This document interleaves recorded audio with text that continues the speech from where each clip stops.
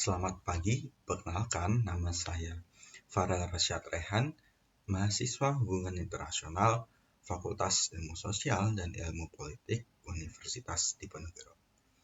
Pada kesempatan ini, saya ingin membahas mengenai pendapat dan pandangan saya terhadap penggunaan bahasa Indonesia yang dicampurkan dengan bahasa asing atau biasa disebut sebagai kode mixing dalam percakapan sehari-hari. Nah, mengapa saya ingin membahas topik ini? Topik ini menurut saya merupakan topik yang mudah untuk dijumpai dalam kehidupan sehari-hari. Dan topik ini memberikan pertanyaan bagi saya, mengapa masyarakat Indonesia, terutama pada kalangan Gen Z, seringkali berkomunikasi menggunakan bahasa Indonesia yang dipadukan dengan bahasa asing atau biasa disebut sebagai kode mixing. Nah, apa itu kode mixing? Kode mixing merupakan istilah linguistik yang berarti sebuah penggabungan antara dua bahasa atau lebih dalam satu kalimat. Contohnya adalah aku lagi burnout nih, ngerjain tugasan dilanjut besok aja ya. Kata burnout pada kalimat tersebut merupakan istilah asing, dan dari kalimat tersebut dapat dilihat dan dapat disimpulkan bahwa kalimat tersebut merupakan sebuah kode mixing. Nah, istilah linguistik kode mixing ini mempunyai persamaan dengan istilah linguistik lainnya, yaitu kode switching, di mana kode switching ini sama-sama mempunyai perbedaan bahasa dalam sebuah kalimat. Tapi bedanya dalam kode switching, perubahan bahasa ini tidak terdapat di dalam suatu kalimat, melainkan terdapat pada kalimat lainnya atau kalimat selanjutnya. Contohnya adalah aku lagi capek nih, aku pengen rebahan dulu. I will do my assignment later or next day. Nah, dari dua kalimat tersebut dapat dilihat bahwa penggunaan atau perubahan bahasa yang terjadi ini tidak berada dalam sebuah kalimat, melainkan pada kalimat lainnya. Dan dari dua contoh tadi dapat dilihat dengan jelas bahwa terdapat perbedaan yang menonjol antara istilah linguistik kode mixing dengan kode switching. Nah, dari dua contoh tadi mungkin terdengar biasa aja ya, dan contoh-contoh tadi ini dapat atau biasa didengar dalam kehidupan sehari-hari. Dan mungkin contoh tadi ini seperti tidak memberikan seperti tidak terdapat masalah dalam contoh tersebut. Tetapi contoh yang diberikan tadi ternyata memberikan sebuah masalah, yaitu jika masyarakat terbiasa menggunakan istilah linguistik tadi, kode mixing dan kode switching, maka masyarakat akan mulai meninggalkan penggunaan bahasa Indonesia yang baik dan benar, di mana hal ini mungkin tidak terdengar segawat itu ya, atau sepenting itu. Tetapi masalah yang dianggap kecil ini jika diabaikan dan masyarakat mulai menormalisasikan menggunakan kode mixing, maka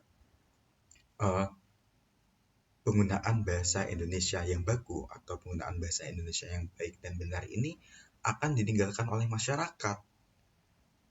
Nah, uh, penggunaan bahasa campur atau kode mixing ini tidak hanya berdampak secara langsung ke masyarakat, melainkan juga berdampak kepada sektor pendidikan, di mana generasi muda yang terbiasa menggunakan kode mixing ini nantinya akan cenderung kurang terlatih dalam menulis maupun berbicara menggunakan bahasa Indonesia yang baku.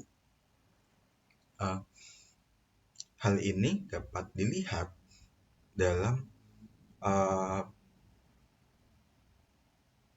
hal ini dapat dilihat melalui penggunaan istilah asing dalam esai akademik maupun komunikasi secara formal, di mana uh, kedua hal tadi seharusnya menggunakan bahasa Indonesia yang baik dan benar.